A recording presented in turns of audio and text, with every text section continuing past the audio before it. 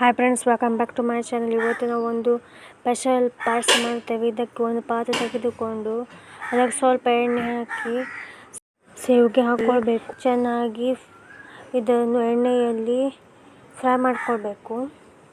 ನಂತರ ಇದಕ್ಕೆ 2 ಚಮಚದಷ್ಟು ರವೆ ಹಾಕ್ಕೊಳ್ಬೇಕು. ಅದನ್ನು ಸಹ ಚೆನ್ನಾಗಿ ಫ್ರೈ ಮಾಡ್ಕೊಳ್ಬೇಕು. ನಂತರ ಇದಕ್ಕೆ ಏಲಕ್ಕಿಯನ್ನು ಜಜ್ಜಿ ಹಾಕ್ಕೊಳ್ಬೇಕು.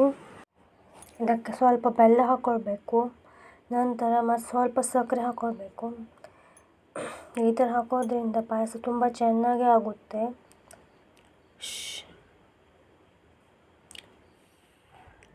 ಶೇಂಗಾವನ್ನು ರಾತ್ರಿ ಇಡೀ ನೆನೆಸಿಡಬೇಕು. ನಂತರ ಬೆಳಿಗ್ಗೆ ಸಿಪ್ಪೆಯನ್ನು ಸುಲಿಬೇಕು. ನಂತರ ಒಂದು ಪಾತ್ರೆಯಲ್ಲಿ ಹಾಕಿ ಫುಲ್ ಕುದಿಸ್ಬೇಕು. ನಂತರ ಇದು ಪಾಯಸಕ್ಕೆ ಹಾಕಬೇಕು ಫ್ರೆಂಡ್ಸ್.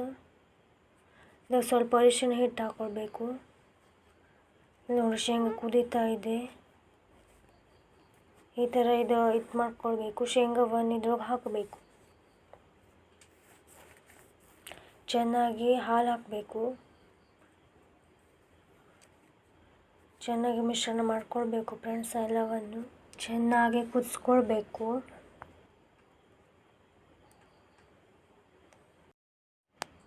ಪಾಯಸ ರೆಡಿ ಆಗಿದೆ friends. Thank you for watching.